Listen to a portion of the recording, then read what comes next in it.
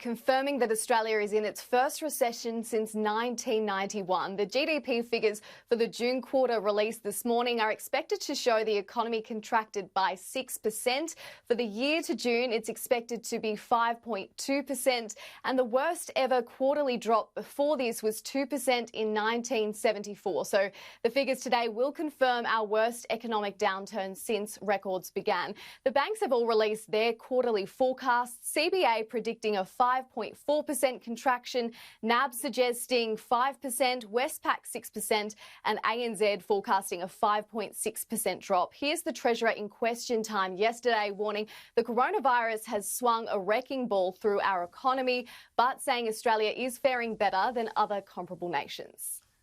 And the impact, Mr Speaker, on GDP in the June quarter across the world has been staggering.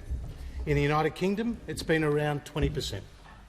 In France, it's been around 14%. And the expectation is that the fall here will not be as large as we've seen in other countries around the world, indicating the remarkable resilience of the Australian economy.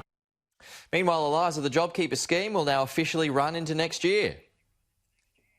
Yeah, Pete, legislation to extend the wage subsidy scheme passed Parliament overnight, giving the green light for the government to cut the payments beyond September. So the $1,500 fortnight flat rate will be replaced with a two-tiered system. For full-time workers, it'll be $1,200 a fortnight. For part-timers, $750. And then the Treasurer says it's time to start winding back that high level of fiscal support, but promising no one will be left in the lurch. The passage through the Parliament tonight of the JobKeeper legislation will see this remarkable program extended and expanded for another 6 months. There's also critical industrial relations flexibility arrangements that come with this legislation, and that's going to be absolutely critical to our economic recovery.